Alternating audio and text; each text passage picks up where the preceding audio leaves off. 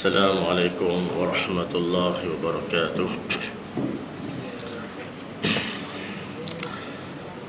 Alhamdulillahi rabbil alamin. Wassalatu wassalamu ala sayyidina Muhammadin wa ala alihi wa sahbihi ajma'in. Rabbi shrah li sadri wa yassir li amri wahlul 'uqdatam min lisani yafqahu qawli. Bismillah wa subhanallah walhamdulillah wa la ilaha illallah wallahu akbar wa la hawla wa la quwwata illa billahil aliyyil azim al-azizil alim adada kulli harfin kutiba wa yaktabu abadan la bidina wa dahrad dahirin.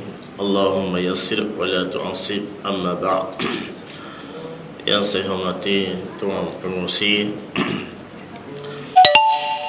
Tuan-tuan Imam, Tuan-tuan Bilal, Muslimin Muslimat, Tuan-tuan Haji, Tuan-tuan Hajah yang saya kasih sekalian, Alhamdulillah, kita diberi kesempatan untuk menikmati apa yang Allah kurniakan kepada kita hari ini, baik dari segi nikmat pernafasan, nikmat pendengaran, nikmat panca indera, dan semua nikmat anggota yang kita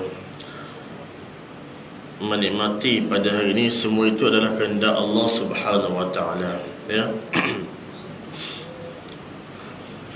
Dengar molek tak? Sebab telinga saya desing dah.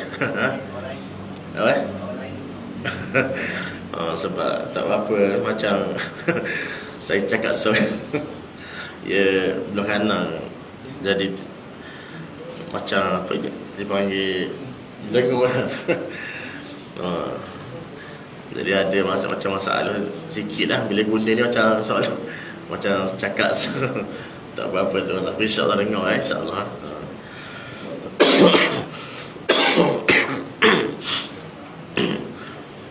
Baik, kita ingin sambung dalam siri bicara kita dalam bab kitab kita ini pada pagi ini, yang menamakan tajuk yang baru, yang saya kira bagus tajuk ni, ya. Tajuk yang sangat memberi manfaat dan kebaikan kepada semua orang, baik dari segi mak ayah, dan kalau ada anak-anak lagi molek ni. Sebab dia banyak dalam ni memberi kata-kata nasihat untuk para isteri dan anak-anak dalam mendidik. Bagaimanakah cara untuk nak menjadikan pendidikan, untuk cara kaedah untuk nak menjadikan isteri dan anak kita ni menjadi orang yang tergolong dan dalam kalangan orang-orang yang mendapat rahmat dan kasih sayang Allah Subhanahu wa taala.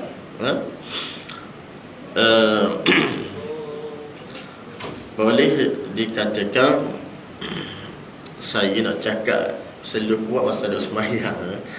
Jadi nak saya pun tak kuat gedak ni. Masa jam pula dah kuat ni, kuat. Masa nak raih kawan sembahyang. Jadi sini sikit, sikit.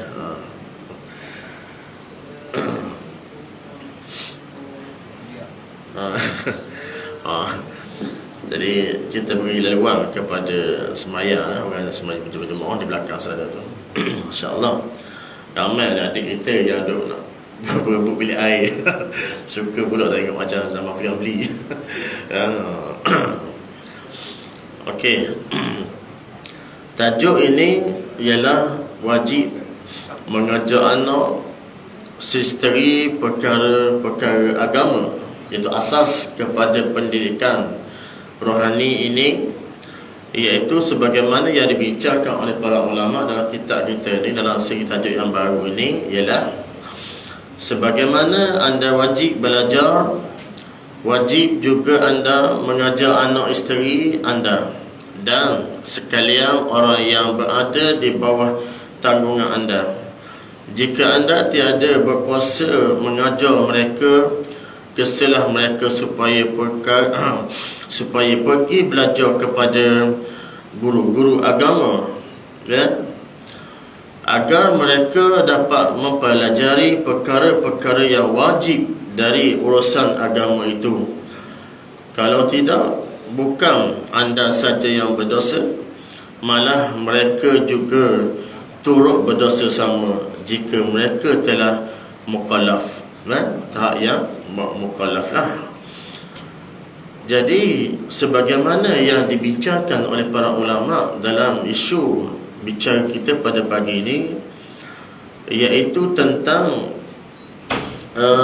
kaedah kita nak mengajar isteri dan ataupun teguran yang diajarkan di dalam pandangan oleh dalam Islam, yang mana bila sebut soal ilmu ni, ya, yang mana Allah Subhanahu Wa Taala mengutuskan malaikat Jibril alaihissalam untuk mengajar kepada Nabi Muhammad sallallahu alaihi wasallam dalam bagaimana cara untuk nak mendapatkan ilmu itu secara bertalaki ataupun secara direct antara guru ke guru lah. Ini melalui panduan sikit sebanyak tentang pengajaran di sini, Sebab tu bila kita nak buat sesuatu benda itu, pastikan ia kembali kepada asas, iaitu pokok segala akar, ilmu lah segala-galanya. Contohnya kalau nak masak pun ilmu, nak bawa motosikal pun, kereta pun, kereta api ilmu, kapal terbang pun ilmu, macam-macam ilmu lah. Boleh katakan dalam kehidupan kita hari ni semuanya berteraskan ilmu lah ke. Cara kita datang berkuliah dalam majlis ilmu pun kena ada ilmu, kena beradab dengan ustaz-ustaz mengajar depan ni. Sebab kadang-kadang macam minggu lepas saya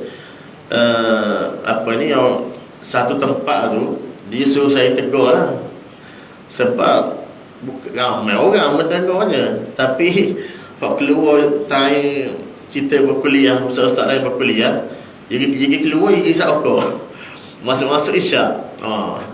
Jadi kita ni tak mahu nak tegur sangat, sebab benda tu dah dewasa lah ke dah, matang lah ke dah tahu dah, takkan dah tahu beza buat baik buruknya, adab-adab kita dalam mencari ilmunya lah, sebab dalam majlis ilmu ni kata Nabi sallallahu alaihi wasallam, ia merupakan salah satu taman, taman-taman syurga, seperti mana yang kata Nabi sallallahu alaihi wasallam, iaitu ilmu itu menjadi imam, nanti amalannya dia akan ikut sekali.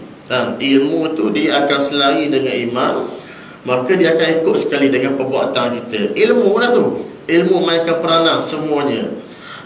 Sebab tu saya kata memang terbaik sekali tajuk yang kita nak kupas pada pagi ini, iaitu tentang wajib mengajar anak isteri perkara agama. Tetapi nak kupas panjang pun tak boleh kok, kerana masa, keadaan masa. Kalau itu pun tersambung depan pula lah, insyaAllah. Kata Nabi SAW, asas kepada ilmu ini ialah yang hadis yang diriwayatkan oleh Imam Al-Tirmizi, bila engkau melalui taman-taman syurga, kata Nabi, maka nikmatilah, singgahlah taman-taman syurga itu. Kata sahabat tanya kepada Nabi, ya Rasulullah,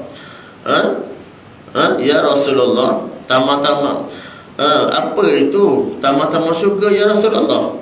Sahabat ni kita faham apa yang maksud Nabi. Nabi kata taman syurga itu, Rasulullah sallallahu alaihi wasallam kata, Rasulullah jawab, itu majlis ilmu lah. Maka kalau kamu lalui dalam majlis ilmu itu, singgahlah, nikmatilah. Kerana itu semuanya untuk membentuk kepribadian kita untuk menjadi hamba Allah yang sangat berguna, dan berfaedah di sisi dalam agama ini. Sebab itu kita nak lahir dalam agama ini, pastikan kualiti amalan kita tu kita ada standard SOP jugalah, sesuai kan benda itu semua. Dan bila sebab pasal ilmu ini, kata Nabi SAW, kedua-duanya kita nak. Nabi kata dalilnya daripada Allah Subhanahu Wa Taala berfirman, doa yang kita baca semua tu, Rabbana atina fid dunya hasanah wa fil akhirati hasanah wa qina adzabannar. Yang mana kedua-duanya Allah suruh cari daka. Dunia pun kita nak, akhirat pun kita nak juga. Itu asas. Tetapi antara yang menjadi asbab kepada dalam pendidikan agama Islam ini untuk mendidik anak isteri, pastikan saluran yang kita nak tegur tu saluran yang sangat yang terbaik dah, ya. Dari segi kalau macam seorang isteri yang nusyuh itu, seorang suami itu tegurlah cara yang berlemah lembut, cara keadaan yang betul, jangan keras sangat, kasar jadi balah pula. Kalau kita sama-sama keras belaka, sama-sama api belaka, susah juga. Sebab ia akan jadi satu pertembungan. Sebab syaitan ni apabila dia melihat suami isteri itu sedang bergaduh, dia akan tumpang sekali. Dia ada satu syaitan ni ditugaskan khas untuk kucai kacirkan rumah tangga orang. Jadi kena kembali kepada haul Islam ini, maknanya guna pendekatan yang sangat baik, sangat yang lemah lembut dan juga perkataan itu. Maka di sini kenapa seorang suami ini wajib memberi agama kepada isteri dan anak-anak. Mestilah tujuan dia adalah untuk membentuk kepribadian yang comel ataupun yang baik untuk isteri dan anak-anak itu. Maknanya kena ada masa lah, ataupun perbincangan juga. Kalau ada isteri nak pergi ke kelas-kelas pengajian agama tu, jangan larang tuan-tuan. Jangan larang, sokong dah. Takkanlah seorang isteri ataupun anak-anak nak pergi kat majlis ilmu pun kita larang. Jangan larang. Kita tempat yang baik ni memang disyorkan oleh Nabi sallallahu alaihi wasallam semua itu. Maka di sini dia ulama menyebut, kalaulah seorang suami tak boleh memberi teguran ataupun kata-kata hikmah kepada sang isteri dan anak-anak tadi, maka kalaulah isteri tadi nak pergi, di sini menyebut pergi belajar untuk berguru dalam agama, maka kita seorang suami berlapang dada memberi ruang kepada mereka untuk mereka pelajari juga dalam bab agama itu. Bukan suami saja tuan-tuan agama ni, kan suami saja, isteri pun nak juga, anak-anak semua tu.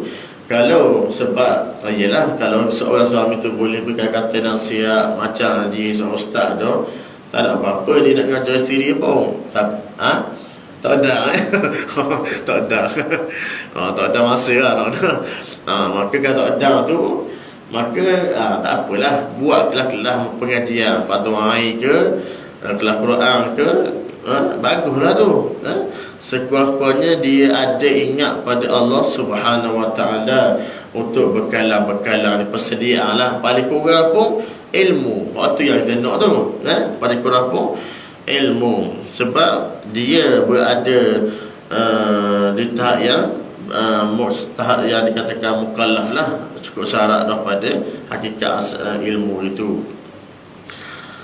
Dan yang kedua, kata-kata kebaikan pada ilmu, mutiara ilmu ini ialah tentang apabila kita manusia itu berilmu, maka kita akan ada satu bentuk hormat dan beradab pada muayyah.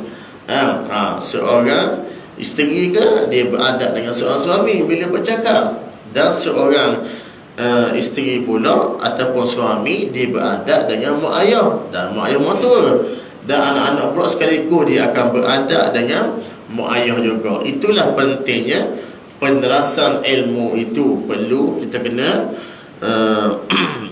bawa kepada perbincangan yang betul lah ya. Dan yang ketiganya iaitu kenapa kena dalam pendidikan agama ini, kerana pendidikan dan nasihat yang kata-kata yang baik. Sebab sudah tentu bila seorang daripada ketua keluarga mendidik anak isteri ini, sudah tentu kita nak menghasilkan produk dan kualiti yang sangat terbaik untuk isteri dan anak-anak. Ia tak sakit hati tuan-tuan ya. Maknanya kita kata nasihat dengar ya. Maknanya bila suami kabur gitu hati suami pun tenang tau. Tak ada akhir pada dah.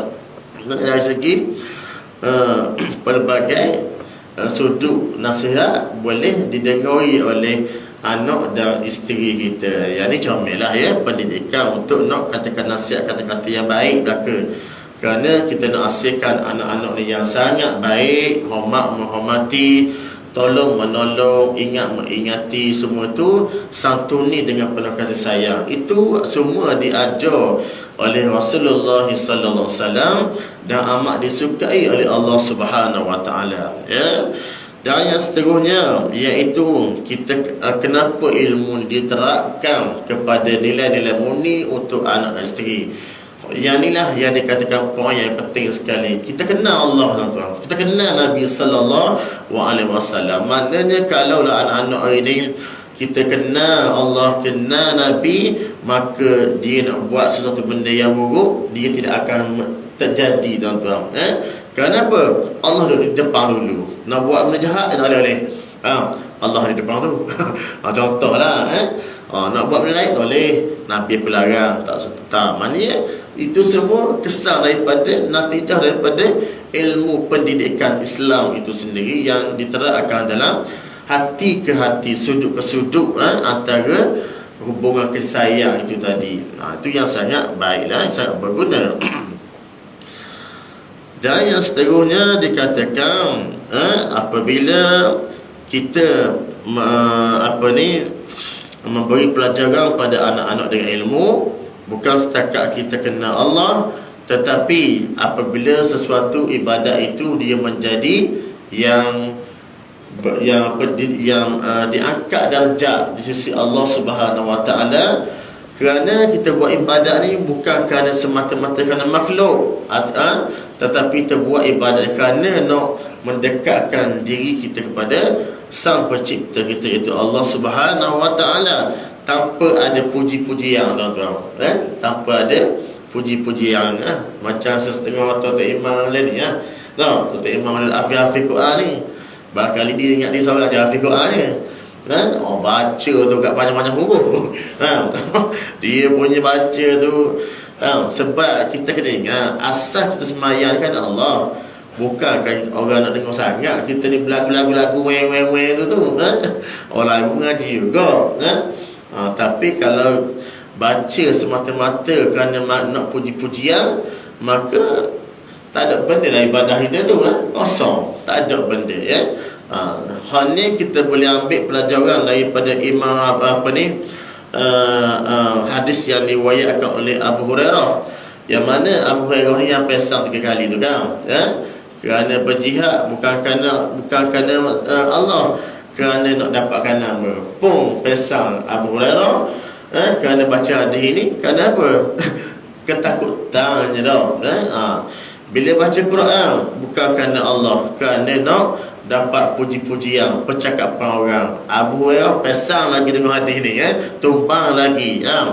Buat amalan yang baik itu juga. Semalam nak suruh orang kabur sama, nak cakap sama tentang ni. Lalulah Abu Hurairah pesang lagi tuan-tuan, berdebak jatuh balik. Takutnya sahabat ni takut-takut amal yang dia buat tidak sampai kepada martabat mardatillah di sisi Allah Subhanahu wa taala. Yang ni yang kita sangat bimbang bimbang, takut-takut apa yang kita hidup hari ni hanyalah melakukan benda yang sia-sia saja, tak ada nilai, tak ada kualiti. Cuma ada benda-benda yang menjadi asbab orang perhati semata-mata, tak jadi juga benda ni. Pastikan kualiti ibadat itu menjadi teras kepada ilmu dulu. Teras kepada ilmu dulu. Yang seterusnya, kesan daripada pendidikan agama ini ialah sekaligus dia mencukupkan dan melengkapkan seorang pada diri anak dan isteri menjadi insan yang terbaik dan berguna, ya. Maknanya kalaulah hari ini ada anak-anak kita yang berjaya dari segi akademik itu bonus, tuan-tuan, ya. Tetapi kalau yang berjaya yang sebenarnya adalah maknanya kalaulah perintah Allah semuanya ada tinggal, maknanya segala kehendak Allah baik dari segi rukun Islam, rukun iman, dia ada belaka dalam hati, itu dah berjaya lah bagi tuan-tuan, berjaya lah.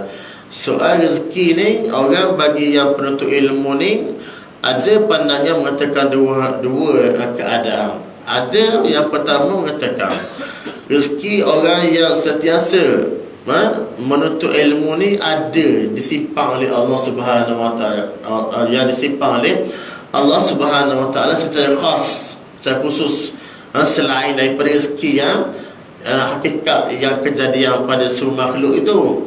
Maknanya ada dua keadaan. Bagi orang yang suka menuntut ilmu pun Allah telah meletakkan kedudukan ini, ada juga rezeki yang khas. Okey. Dan apabila kesan daripada kelalaian daripada kita tidak mempelajari ilmu agama ini kepada anak-anak dan isteri, maka berlakulah tentang keterisan dan kelalaian itu tidak berteraskan pada amalan yang betul. Ini adalah merupakan satu kesan buruklah kalau orang yang membuat amalan yang tak ada ilmu. Okey. Yang keduanya, kalaulah ilmu tak ada ni, mudah kena tipu orang. Mudah kena tipu orang, kan? Mudah kena tipu saya ikhwan ni. GISBP ni, golongan hak yang ada sesak ni lah. Golongan apa? Game ikhwan tu. Dengan kata tutup tu lah. Restoran di bandar tu kan.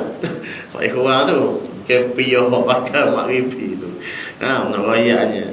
Inilah ilmu rayaknya. Kalau tak ada ilmu, maka kita mudah ditipu oleh mentah-mentah dia orang.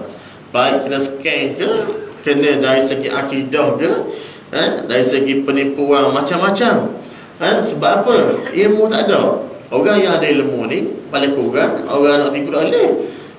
Kita ada benda yang kita telah pasang dalam hati kita tu, keduduk macam pagar yang sangat kukuh kita bina dalam diri kita, menyebabkan orang tak nak kesempatan pada sesuatu masa tu, kan. Itu semuanya peranan ilmu semuanya. Okey. Yang keserunya, kerana kita tidak memiliki ilmu, maka bersiap sedialah kebanyakannya kekeluargaan itu akan menjadi huru-hara belaka, tuan-tuan. Huru-hara kerana apa? Ilmu. Kita tengok hari ni, kan, mana-mana keluarga, walaupun setengah tu dia kaya, ada setengah tu dia macam tak berapa kaya sangat, sederhana, tapi kadang-kadang apa berada sekali, kan. Hak ni balos sini, hak ni semua dah kena. Banyak benda. Bila kita cek balik, tuan-tuan, benda ni betul lah. Nabi ajar kepada kita ni iaitu banyak kekurangan ilmu itu yang ada pada diri kita hari ini, yang Allah bagi kelebihan, tapi kita tidak gunakan kesempatan masa untuk nak mencari ilmu. Ini punca kepada perbalahan yang sangat besar dan huru-hara pada keluarga. Ini bukan cakap sahaja, Allah. Ini kajian sebahagian yang mana yang mendatang kepada kaunselor-kaunselor. Inilah kenapa tanya masalah apa? Dak maye. Dak maye. Dah berapa kali maye? Kena molek tak ada waktu sampai bersih belaka. Dak maye belaka. Dak kerah apa hati. Dak kerah apa?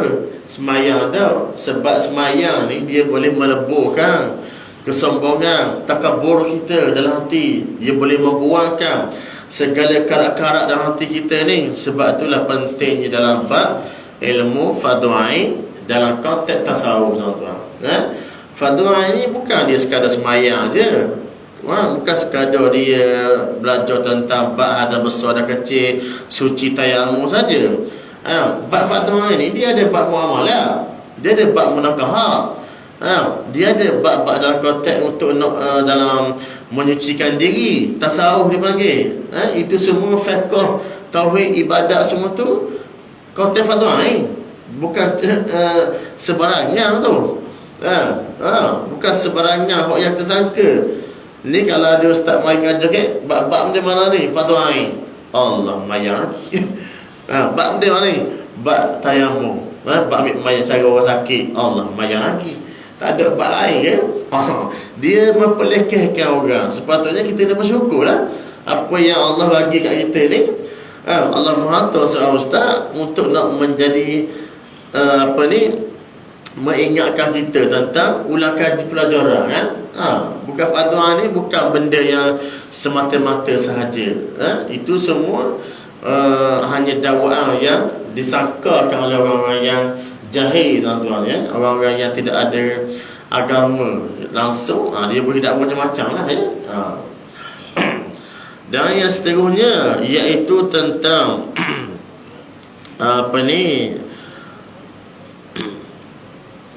kekurangan apabila ilmu ini natijah tidak sampai kepada ahli keluarga, maka kekurangan ilmu boleh jadi lemah belaka, tuan-tuan ya. Boleh jadi iman kita ni lemah, akidah kita ni lemah, segala dari aspek sudut rohani dan fizikal akan jadi lemah belaka. Kerana bagi orang yang berilmu, suka mendengar kuliah ataupun suka matlaah ataupun suka baca kitab-kitab, baca buku-buku ni, dia menyebabkan sekaligus minda kita jadi macam dewasa balik.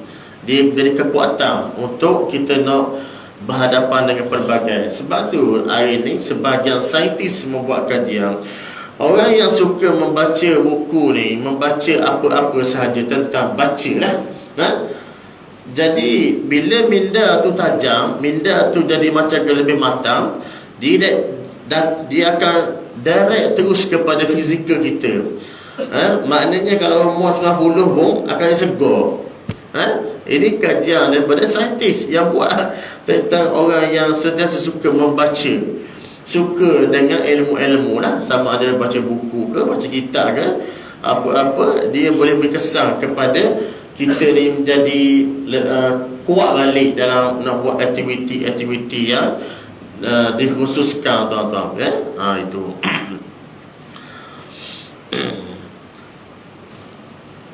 dan perkara-perkara ini yang wajib atas setiap Muslim mempelajari dari ilmu agama tidaklah terlalu banyak dan tidaklah akan menyukarkan seseorang penuntut insya-Allah, kerana terlampau mudah sekali. Malah jika ia bersungguh-sungguh nescaya Allah Ta'ala akan menolongnya dan memudahkan baginya untuk mendapat ilmu itu, asalkan ia membetulkan niatnya saja. Tambahan lagi, ia akan memperoleh pahala yang sangat besar pula. Sabda Rasulullah sallallahu alaihi wasallam, man salaka tariqan yaltamisu bihi ilma yassarallahu lahu bihi tariqan ilal jannah.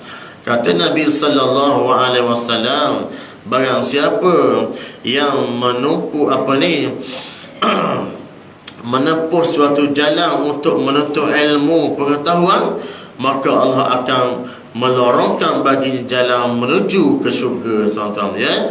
Kata Nabi lagi sallallahu alaihi wasallam, innal malaikata la tad'u ajnihataha latim li talibil ilm ridan bima yasna'u. Artinya sesungguhnya para malaikat akan melindungi penuntut ilmu dengan sayap-sayapnya kerana redha dengan apa yang dibuatnya. Sabda Rasulullah sallallahu alaihi wasallam lagi, iaitu hudur majlis ilm afdalu min salatil salati alfi rak'at wa iyadati alfi marid. Iaitu yang bermaksud yang mengerjakan yang yang menghadirkan diri dalam suatu majlis ilmu adalah lebih utama dari sembahyang 1000 rakaat menziarahi 1000 pesakit dan menghantar 1000 jenazah. Ini semua kepentingan ilmu, tuan-tuan, kata Nabi sallallahu alaihi wasallam. Maknanya kita datang majlis ilmu ini, dia menjadi satu tanda kelebihan bagi seseorang itu bila Allah nak mengangkat, Allah nak hidayahkan bagi ilmu. Tetapi bila kita kena ilmu ni, tuan-tuan, segala perbuatan kita, ibadat kita, adat kita ni semuanya bertunjang kepada ilmu belaka, tuan-tuan. Kata Nabi lagi, iaitu innallaha takaffala li talibil ilm birizqih. Erti yang bermaksud sesungguhnya Allah menjamin rezeki penuntut ilmu. Sebenarnya jaminan Allah ini adalah suatu jaminan khas sesudah jaminan umum yang biasanya diberikan kepada sekalian makhluknya yang melata di atas muka bumi ini, seperti mana yang telah difirmankan oleh Allah Subhanahu wa taala di dalam Al-Quranul Karim, wa ma min dabbatin fil ard illa 'ala Allah rizquha, yang bermaksud tiada binatang yang melata di atas muka bumi ini melainkan Allah menjamin rezekinya. Surah Hud ayat 6. Jadi yang dikatakan masuk jaminan Allah terhadap rezeki pintu ilmu ialah menambah kemudahan baginya, menolong dan menjauhkan kesusahan dan kesukaran dalam mendapatkan rezeki itu. Wallahu alam. Dalam sebuah hadis yang panjang lebar di mana Nabi sallallahu alaihi wasallam membicarakan tentang keutamaan ilmu pengetahuan. Akhirnya baginda berkata, ilmu itu dikurniakan kepada orang-orang yang berbahagia dan dijauhkan dari orang-orang yang celaka. Tiada suatu benda yang terhimpun padanya semua jenis kebaikan seperti yang terhimpun dalam kebahagiaan. Begitu pula tiada sesuatu benda yang terhimpun padanya semua jenis sini apa ni? Kejelekan. Kejelekan seperti yang terhimpun dalam kecelakaan. Maka peringatan Nabi sallallahu alaihi wasallam ini betapa pentingnya pengetahuan dalam berilmu. Bila kita boleh tengok, tuan-tuan, yang mana sahabat-sahabat Nabi yang disebut oleh Rasulullah sallallahu alaihi wasallam yang telah berjaya dalam menembusi pelbagai cabang. Contohnya kita boleh lihat kata Nabi, iaitu contohnya sahabat Nabi Abdullah bin Mas'ud. Dia tak ada tinggi tapi imannya tinggi, tuan-tuan. Imannya sangat tinggi, duduknya rendah tapi imannya sangat besar. Ini sahabat Nabi Abdullah bin Mas'ud. Kata sahabat dan lagi iaitu bodyguard yang menjadi kesayangan Nabi sallallahu alaihi wasallam, bodyguard kanan. Siapa dia? Bodyguard kanan ni Bilal bin Rabah. Nampak je Bilal bin Rabah, kulit hitam. Tapi kalau nak masuk nak jumpa Nabi, kalau dok melalui perantaraan Bilal bin Rabah, Nabi tak masuk. Jaga-jaga. Kalau kita dalam kerajaan ni jusa lah. Antara jusa A nak masuk tu kena melalui Bilal bin Rabah dulu. Sahabat lain tak boleh nak istimewa itu. Tapi Bilal bin Rabah ni Nabi memberi keistimewaan khusus untuk bodyguard yang khas untuk ditugaskan kepada Nabi sallallahu alaihi wasallam. Bilal bin Rabah juga gitu juga. Tak ada kulit yang cerah, hitam letung, tuan-tuan. Ni orang kata orang Terengganu hitam letung. Hitam letung, tak ada orang pandang pun. Macam-macam orang kata dia. Orang ada PA kerja macam-macam. Orang ada upama dia macam jenis perkauman dulu masa naik azhar dulu, seolah macam seperti kata tak sangka ada lagi seperti gagak hitam yang yang berkumandang azhar tu dah masa tu perkauman masa tu. Maknanya orang gelar dia gagak hitam. Dia punyalah teruk macam orang Quraisy pada dulu ya. Nabi kata asal layaklah dia tu. Dah layaklah dia tu. Maknanya muli-muli lagi bila kerana memuliakan, menyerukan suruh azam yang lebih besar lagi seruan daripada jadi nak membuat perkauman pada masa tu. Bayangkan gagak hitam yang bila teruk punya bahasa dia tu. Tapi bila ni walaupun dia ni kulit hitam, orang ini macam-macam, tapi hatinya cerah tuan-tuan. Hatinya sangat cerah, imannya sangat cerah tuan-tuan ya. Itu semua jaminan Allah Subhanahu Wa Taala kepada sahabat Nabi. Dan yang seterusnya Salman Al-Farisi. Salman Al-Farisi ni ialah bukan penduduk tetap di Mekah pun. Orangnya mendatang tapi dia sangat kuat patriotik dia, sangat dahsyat hebat dia punya keilmuan yang ada pada Salman Al-Farisi. Begitu juga Abdul Rahman bin Auf, dari segi ilmu dia dikatakan tinggal segala harta pengorbanan apa yang dia ada, tapi dermawannya dia ni akhirnya orang lain tumpah kaya tuan-tuan. Sayyidatina Aisyah radhiyallahu anha, antara isteri Nabi yang paling bongsu ini, iaitu muda tapi kaya, tua matan akal budinya. Dikatakan Masya Allah, semuanya nanti datang bawa datang dalam membawa semuanya cabang-cabang ilmu belaka tuan-tuan, iaitu kepentingan dalam bab pengetahuan ini.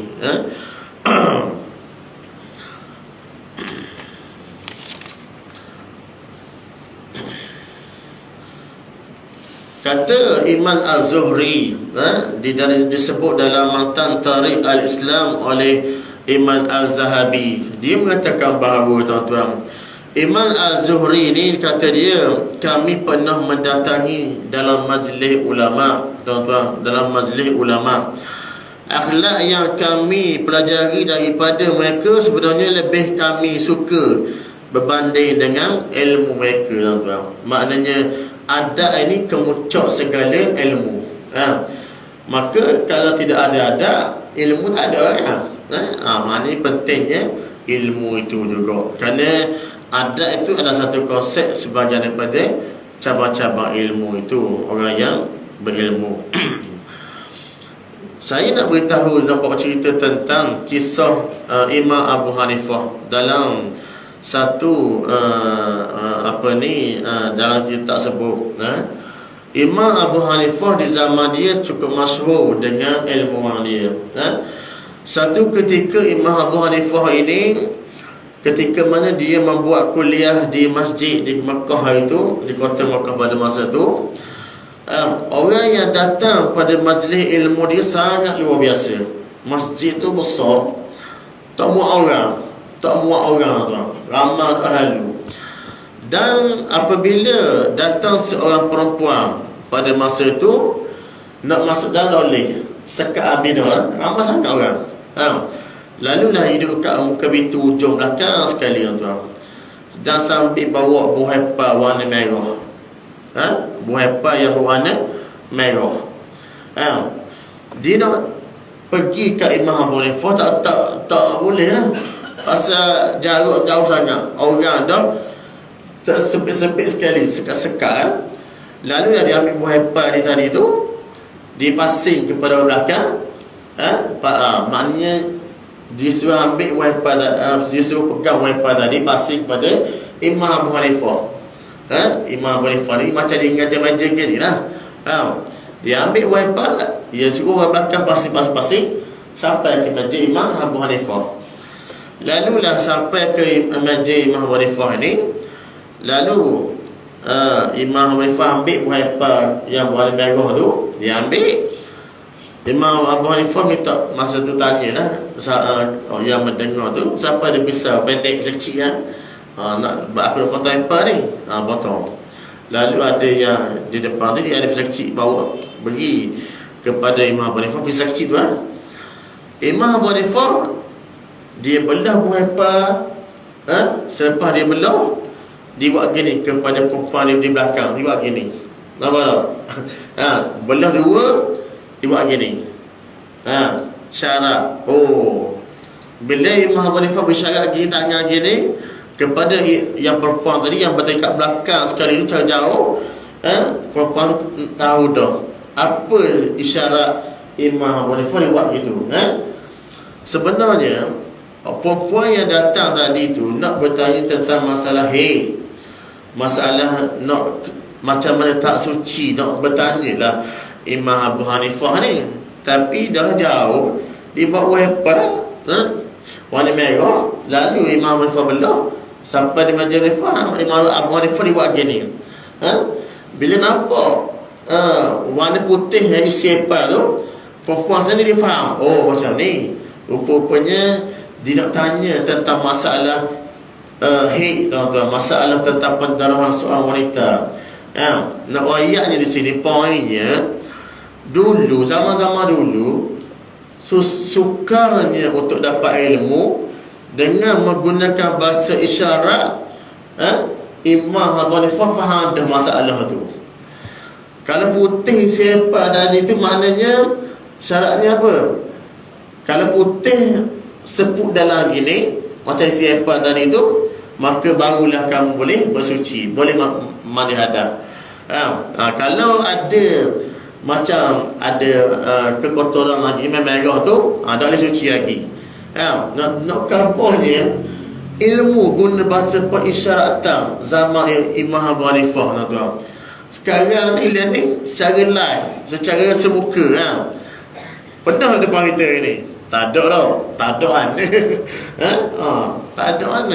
Rakyat yang betapa sukarnya ulama-ulama dulu memberi, nak menghantar ilmu tu kepada pengetahuan orang lain dengan gunakan bahasa isyarat, tuan-tuan. Hebatnya kan ilmu Melaka tu. Ada satu kawan saya lah, dia nakal je kot cerita ni. Dia kata dia beli rumah dekat Setamang lah, rumah seperti rumah berkembar tu. Dia cerita saya lah, dia kata, Ustaz, sebelah jiran saya tu hari-hari balah tu suami isteri mesti banyak kali dah tamat tu, tak ada, dah sah hari dah sah kata, bising dengan suara dia je. Rumah yang pula dekat dengan setapak rumah hamba ni, rumah berkembar dua-dua. Hari-hari kata isteri dia besar pada dia, baik, tolong kau pergi nasihat kata, hari-hari balah apa dah hari kata. Kawan saya kata, cara benda kat rumah tangga orang kan tak rasa kita kena kata dia orang pula, main busy body orang tu. Lalulah tuan-tuan, nak rayaknya balah tu hari-hari bising bangun satu tamang tu. Yang terbalah kenapa awak ni? Ada isi umur. Tapi orang nakal je kan, bukan dia bikin sebalah tu, balah tu balah lah. Balah juga ya tanya. Tapi aku tengok beranak dia tak tahu ada. Setahun kan beranak balah. Tapi beranak sama dia tak tahu ada. Ada apa-apa yang ada tu balah ada. Tanya boleh anak tak tahu, boleh mana tak tahu. 2 tahun seorang. Dia kata aku sakit pening kepala kata. Nak wayaknya. Maknanya ilmu ni lah. Kalau kena cara dia dah balah lah. Tapi kena pada salah orang keras belaka, maka keras sungguh lah. Jadi kawan tu duduk sebelah rumah tu, dia kata hari-hari kata, mesti baru kali kata. Tapi kalau aku dah cerita kamu ni bukan kerana soal balah tu kata, tapi balah juga. Tapi tak tahu dia balah apa kata. Seorang. Maknanya orang yang kampung tu pula bini dia cerita balik ke orang buang kawan saja tu sebelum jiran. Nak wayangnya dah ahli masa pula tu apa badak kata dia. Macam dia buang kata balu kenapa, orang kata tak tahu ada sama okey kata. Ya, tapi kata kita ni mana lah. Malam ni dekat kita tu. Orang buang ni dah bayar je. Kita lagi mulut. Bocor mulut asyik mana dah bayar gitu dah ya. Sebab tu lah dalam bab ni Piramli ajar dah. Piramli baca tak bunyi langsung. Suding baca bunyi apa? Tepuk-tepuk tahi unta. Aji baca macam syair lah. Sekali bunyi macam taranung. Nak rayaknya. Tetapi hakikat sebenarnya ilmu itu telah pun diberi panduan oleh Piramli awal-awal lagi dah. Nak rayaknya. Ada tahap-tahap dia juga. Kita nak memastikan ilmu ni diberi manfaat kepada orang lain. Ataupun ilmu ini bukanlah kita belajar untuk diri kita, tetapi untuk kebaikan untuk diri masa depan kita juga di luar sana ya. Muka berapa dah ni? Ada 7 dah. 7. Dia nampak cerah sikit ya. Saya buat live Facebook ni hari ni. Boleh tengok video saya. Saja je. Saya nak test hari ni. Jadi itulah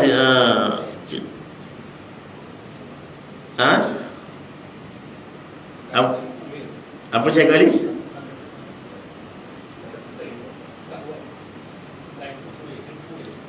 Apa ni? Saya buat muka saya lah. Saya dah sustain ni orang pakar-pakar lah. Saya rasa sangat buat dah TikTok lah ni lah. Tapi saya ni dah bersuka dengan kita pun. Tapi kalau doktor pun baik ya. Gunakan benda yang manfaat tu sudah lah ya. Betul-betul ilmu je lah. Jadi kita habis di sini saja pada pagi ni. InsyaAllah kita minggu depan kita akan sambung pada tajuk yang lain InsyaAllah. Saya tak sempat nak sebut tentang pesanan Imam Luqman Al-Hakim tu pada anak-anak dia. Mungkin kalau minggu depan ni kalau kita akan tu saya akan sentuh sikit lah pesanan Luqman Al-Hakim kepada anak dia. Dan kita akan tahu siapakah Luqman Al-Hakim ini ya. InsyaAllah. Aqulu qali hadza wa astaghfirullahal azim li wa lakum. Assalamualaikum warahmatullahi wabarakatuh.